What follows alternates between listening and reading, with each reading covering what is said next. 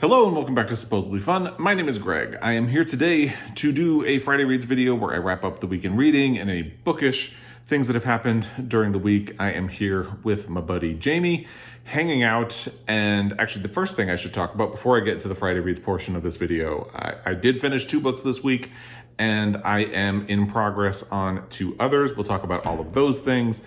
But Jamie has already gotten bored of me. But she is the first thing I want to talk about because I had mentioned last week that we were waiting on some lab results for her, and they came back on Monday, but we had to do another test just to be sure. I don't want to get into the nitty-gritty details of it, but we heard last night at the end of the day that she is hopefully doing okay.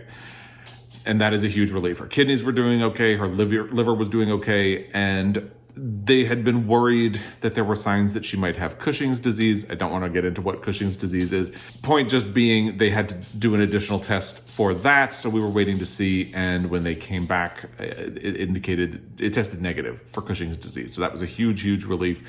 We do have to test her again in 6 months, and that's fine. We will do that. But as of right now, things are looking good. So that was a huge relief. And thank you to everybody who was really supportive about waiting for those results. She is currently looking out the window trying to see if there's anybody to yell at. So hopefully it'll be nice and quiet as we do this video. I am wearing a big sweater today. Jamie's wearing a big sweater today because we've had our first major snowstorm of the year. We have a lot of snow. And it's a little early for that, even for Montana, but it's kind of nice and pretty. I'm sure if it continues like this, I'll be sick of it in no time at all. And it is nice to have the ability to wear bulky sweaters around the house. But because it's really cold, the heater might kick on at any moment, and you'll probably hear clicking in the background. So just a heads up if that does turn out to be the case. And before we get to the Friday Reads portion of this video, there were just a couple of other things I wanted to mention. The first is that the Giller Prize was announced on Monday night, and The Sleeping Car Porter by Suzette Mayr was the winner. I'm really excited about this book. This book jumped onto my radar because Publishers Weekly included it in their list of the best fiction books of the year. I'll include my reaction to their list in the description box down below if you would like to check it out. This was one that, as soon as I looked further into it, it just immediately jumped out to me as something that I would like to read. I do have a copy on order, and I've heard from some people that they were able to track copies down or get them through Powell's, which is really great. It's a small publisher, and I think they're struggling to meet some of the demand. So for me, it came up as back ordered, but some other people have indicated that they found it, which is great. I don't know when my copy will get here, but it will, and that's fine because I don't have the bandwidth to pick it up right now anyway. So whenever it gets here, I'm hoping I will get to it quickly because it just sounds like a really interesting book. But I just wanted to bring that up because it's really cool that it won. This is something that I'm really interested in reading, and I know a lot of other people have either been interested in reading it or have already read it because they follow the Giller more closely than I do, and are just excited about it in general. So that's a fun thing to celebrate. The only other things to mention before we get into the actual Friday Reads portion is that last week I had finished a book called Best Pick. And I thought it was like a niche thing that nobody was going to be interested in but me. However, there were a bunch of people who said that they were really interested in it, and that was a pleasant surprise for me. And I did dive into the podcast that inspired it this week. And if you want more about that book, I'll link my last Friday Reads video down below. But basically, they go year by year and talk about the books that have won Best Picture, the movies that have won Best Picture, and critique them. I thought the book was fascinating, and I was interested in more detailed analysis because they do kind of gloss over some of the Best Picture winners and don't really go into detail.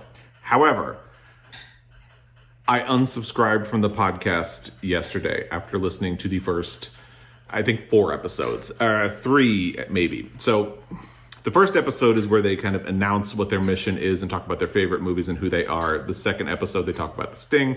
And the third episode, they talk about Gladiator. That is as far as I made it. And here's the thing.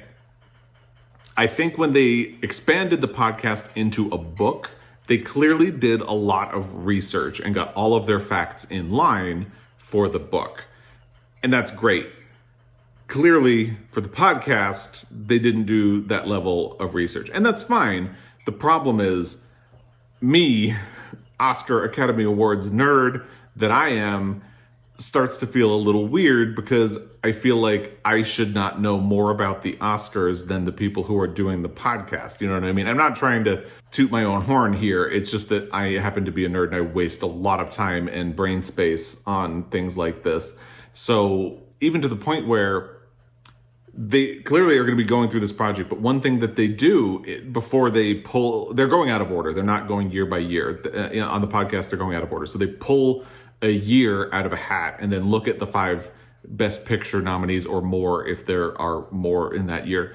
And they try to guess which one won Best Picture, and then that will be the next episode that they do. And here's the thing, to me, that wouldn't even be a fun thing to do because you could mention a year and I would know. Odds are I might be able to know what won Best Picture that year. But certainly, if you gave me a list, I would get it right every time. And I'm not bragging. It's just that's my level of Oscar obsessive, whatever. And for somebody to be doing a podcast about it, it just feels weird that they don't know. And even when they pulled the year 1973, they got it wrong. The Sting won Best Picture, and I told myself, that's not so weird. The Sting is kind of a forgotten movie. Whatever, it's fine. But then they pulled for the year 2000, and most of them didn't know that Gladiator won Best Picture. And I was like, okay, we've all been alive at that time period. If you're an Oscar obsessive or describe yourself as that, that one's not that hard. And then they would make a couple of references to actors, and they got, I can't remember what actor, but they mentioned the wrong movie for what they won their Oscar for, and a couple of other little things like that made me just kind of unable to take it seriously. So I unsubscribed, and that's just a follow-up to what I read last week.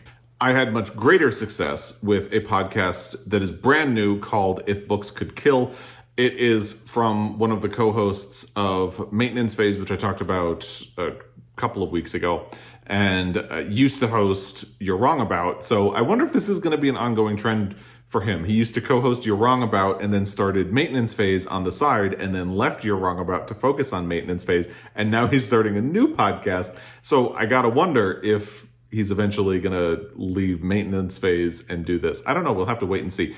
But it looks at what they call airport books or just popular books that were bestsellers and did really well and things that they got wrong. The first episode is about Freakonomics, and it is fantastic. I really enjoyed that a lot. They have already released their second episode, which is about Malcolm Gladwell, and I cannot wait to listen to that. I'm really excited for that. So I had a much better podcast experience with If Books Could Kill than I did with Best Pick, the podcast that had inspired a book that I finished last week. That's everything before we get to the actual Friday Reads portion of the video. I guess the only other thing would be, obviously, I still am mustacheless, but bearded. I have been surprised that I've gotten so much positive feedback from this. If you missed my last video, the book haul revisit that I did for this month, I'll link that down below as well. I explained over the weekend last week, I went to a Halloween party, obviously that took place after Halloween, and Joel went as Teddy Roosevelt. I went as Abraham Lincoln. Here is a picture.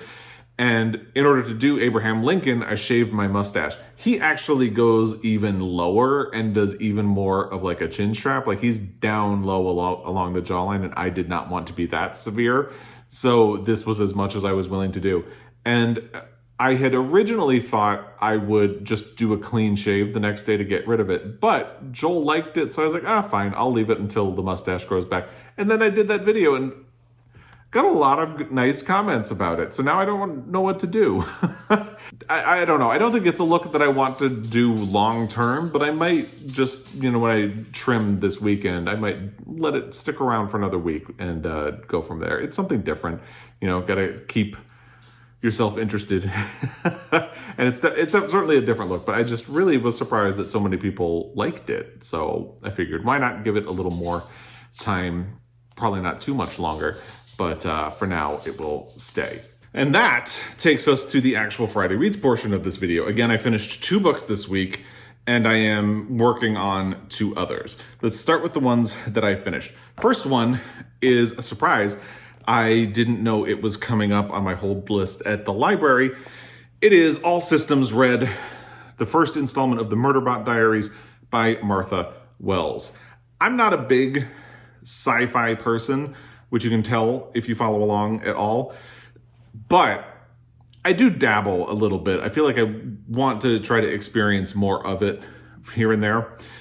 And I've heard so many good things about this book and the character of Murderbot, who is a non-binary security robot who is sort of half human, half robot, the way Murderbot described. And Murderbot has assigned the name Murderbot to themselves, by the way. That is not what they're called, like sec unit, because they're a security unit. But they have assigned that name to themselves quietly in their own head. But they describe themselves as being half organic matter, half non-organic matter. And basically, the premise of this book is that Murderbot has hacked the governor module in their system and therefore kind of has free will, but pretends to go along with all of the systems and codes and behavior that it is supposed to, for the most part, on its missions. It works for a company, like a mysterious, intergalactic, powerful company that people have to contract with to do missions. And when they contract with the company, they find ways to add a lot of extra charges. One of those extra charges, which also protects them against lawsuits, is to force them to include one security unit per 10 people who are going on the mission. So for this mission that Murderbot is currently on, there only needs to be one. So they've hacked their governor module, and instead of becoming like a wild killing machine or anything like that, they have downloaded a bunch of entertainment, like TV shows that they watch. They kind of breeze through a lot of their duties, not taking them very seriously, not really paying attention. They haven't even read the brief for what the mission they're going on is and who the people on the mission are. And they're just kind of snarky, a little bit sarcastic, but only to themselves. And a little bit surprisingly lazy. They just kind of want to watch these shows and enjoy them. They don't want to do a lot of the work. The reason they refer to themselves as Murderbot is there was something in the past that kind of, an accident with the governor module, like something went wrong and caused them to murder the people on the mission with them. And I believe that is a mysterious thing that is going to be explored in one of these subsequent books in the series. It's a very short book. It is only, I think, about 150 pages. Even less. It's 149. So it goes really quickly. So when this became available, we picked it up on Saturday, and I think I started it the same day and was done the same day. So I had put what I had been reading to the side just to make sure I got to it, because it's only small. And this did get mentioned when I asked about what your favorite best novellas are. Somebody had mentioned the Murderbot books. So it's in my video about the best novellas, which posted yesterday as you're watching this, today as I'm filming. I'll link that down below as well. I liked it. I didn't love it. It's certainly not one of my favorites, but I would continue on with the series. It seems like the first 3 or 4 books follow the same storyline, and then there's like an actual full-length book that I believe goes in a different direction, and I think there's another novella as well. So that's the first thing I read. I really liked it. I didn't love it. My anticipation had gotten really high because so many people loved it, and it's always a dangerous thing when that happens. So I liked it, didn't love it, and but I'm glad I finally got around to reading it, and I would continue with the other books in the series, especially since it's so small and so easy to read, and that is why I think I'm having such a great experience with short novels or novellas at this moment in time. It's just really easy, and because I'm still at like a high functioning level of anxiety just about everything, it feels nice to have little bite-sized pieces of fiction. And one thing I talked about in that novellas video is that there are some books that feel like that you could certainly expand, and there are some that feel very economical and like they're pretty perfect the way they are. You don't need any more, you don't need any less. There was certainly room to expand. I wasn't thrilled with the ending of this book, and I feel like that is where it could have needed expansion. However, it also feels like it's sort of blatantly setting up subsequent books in the series, and that is something that is a pet peeve of mine, and it is something that seems to happen a lot with sci-fi fantasy books that are part of a series, and that's just my weird thing about books. So I will continue and read the other books, but I'm not going to rush out and do it. So they'll happen when they happen. But that's the first book I finished, which is All Systems Red by Martha Wells, the first book in the Murderbot series. The next book was also sort of unplanned, and it is Foster by Claire Keegan. This was released in the United States on Tuesday, November 8th, and I had pre-ordered it with Montana Book Company, so they shipped it to me, and it arrived on Thursday. And Thursday night, I picked it up and was done in about an hour, maybe an hour and a half. We were just kind of waiting around for something, and no time like the present. This is a really short book. They actually pad out the ending by having an excerpt from Small Things Like These, which was released in the US at the end of last year and has kind of become a sensation. Yeah, it's 92 pages.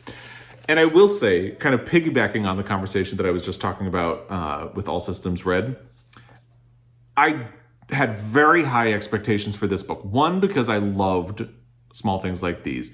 Two, because this book got really hyped up, especially because I loved Small Things Like These. I think it seemed like a lot of the time, you can't talk about Small Things Like These without somebody saying, oh, Foster is really good. And my anticipation level was very, very high going into this. And I did really like it a lot. However, I do think this is a story that could have benefited from a little bit of expansion. So if you're unfamiliar, it is about a young girl. I can't remember how old she is. I don't think they ever actually really say, but she's somewhere in like the 6 to 10, 11 years old range. And she is sent by her parents to stay with relatives. I believe this is her mother's sister and the husband of her mother's sister. So she's sent to stay with them for the summer while her mother is pregnant. They have a couple of other kids, and her mother is not really happy about being pregnant again. You don't really know all that much about her father, but it seems like there's a lot of difficulty and a lot of tough situations in her family. And she shows up at her aunt's house and really quickly settles in, and they develop a loving relationship with each other. And that, I think, is one of the areas where they kind of need expansion. Like, she spends the whole summer there, but it feels like this loving relationship happens like within 24 hours. And I think a little more time to develop that would have probably made sense. But in a book that's only 92 pages, you have to kind of get through very quickly. And I think a little more time with them probably would have helped develop the story as it heads into the ending. But it is a beautiful story. It hits all of the beats. It gets all of its points across. I do think that a little extra detail would have added some juice to this story.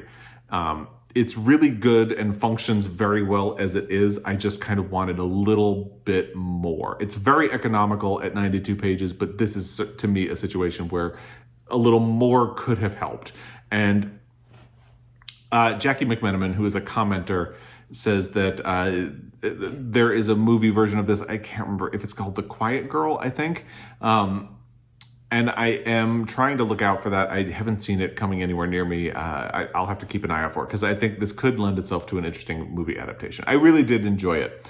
I do think my heart still belongs to Small Things Like These, but I am glad that I have a copy. I am glad that I read it. And this is sort of a spoiler for my book haul for this month, but at least when I do my book haul for November, I can say that I got this and read this on the same day. That does not happen very often, certainly not for me. So I can kind of feel smug about that. And I've had a recent trend where I have read a lot of the books that I haul in the month where I haul them, and that is very unusual for me, but it's been happening since August. And I hope it continues, because it feels good. You certainly feel less guilty as you bring books into your library if you know for sure that you are reading them. So that is the second book that I managed to finish this week. And the thing is, because I had these sort of unexpected detours, all my time that I had to read a physical book this week went to them. like on the time I had on the weekend went to All Systems Red. I didn't really have a whole lot of time to read on Sunday. Actually, Sunday is the day that I read it because Saturday we had the Halloween party and we're kind of running around and doing other things. So I only really had time to read on Sunday, and it all went to this instead of the book I'm about to talk about in a second.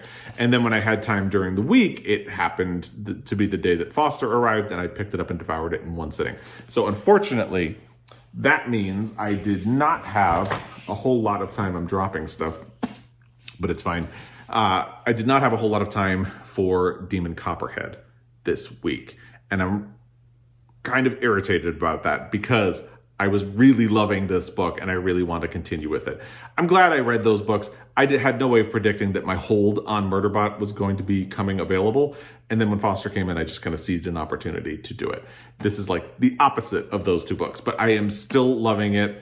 I didn't make any progress on it since the last time we spoke. And it's like, I actually feel like a burning sensation to get back to this book because I was loving it so much. And I'm really looking forward to doing that. I am going to cut the video for a second while I pick up the book that fell so we can continue this conversation. And we're back. So while I was navigating this podcast world that I talked about, where I listened to 3 episodes of Best Pick before unsubscribing and listened to the first episode of If Books Could Kill, I also was doing the audio of Jane Eyre by Charlotte Brontë. I am, I think, 3 or 4 chapters away from the check-in point. I'm doing this as a buddy read with Erica from The Broken Spine. I will put a link to her channel in the description box down below. Check her out if you do not already. She is a delight and I would say a good friend of mine that I have met through BookTube. And the genesis of this, which I have mentioned, but I'll say it again, is that when I did my most recent bookshelf tour, I mentioned that I have not read Jane Eyre, even though I've had a copy for about 20 years. This is either is Erica's favorite book or is one of her favorite books. I can't remember which. So she wanted to encourage me to read it and offered up a buddy read. And we agreed that we would do it in November. And here we are. So I'm going to hold most of my comments on this because we are supposed to check in tomorrow as I'm filming this. But today, if you are watching this on the day that it gets published, time means nothing when you post things online. But yeah, so I'm going to hold most of my comments on this. But I will say, I'm really enjoying it so far. I didn't really know what to expect because there are people who really hate this book and there are people who really love this book. You don't see much that's in between. And I wasn't sure where I was going to fall. I'm still not really sure where I'm going to fall, but the writing is crisp. It's good. The detail and the sort of journey that the character is on is interesting. And again, I'm going to hold most of my comments until next week. I'll talk a little more because we'll be further into the book and I will have actually checked in with Erica and we will have had a conversation about it. But yes, so this is in progress as well. I have a little more to listen to tonight before we do our check-in, and I should be totally doable. The only other thing, and this is actually the book that I dropped, I am continuing to work on my Pulitzer Prize deep dive for now in November. Here comes Jamie. There she is. Good girl. And I'm working on it. It's a slow process, I should say. And one thing I'm really thinking about as I work on it is I was looking at other books from the year it was published, and one of those is Appointment in Samarra by John O'Hara. And this is a book that is frequently mentioned when people are talking about the best books from the 20th century. And I am wondering if I want to read it before I finalize my deep dive on Now in November. I'm just kind of generally thinking about it. I did read the first chapter of the book, so that's another thing that distracted me from Demon Copperhead this week, and I liked it. There's a lot of sort of toxic masculine energy in that first chapter, and it's a little difficult to tell from just one chapter if that's the general vibe of the book. I'm going to move this so you can actually see Jamie's cute little face. There she is. And it's too low, so I'm going to move it back. Never mind. it's too difficult at this moment to tell if that's the general vibe of the book or if it's going to be a critique of that sort of toxic masculinity published in 1934, a time when the phrase toxic masculinity did not exist. Although people probably would have understood what you were talking about if you did use it at the time. And I'm thinking it's probably going to be the latter.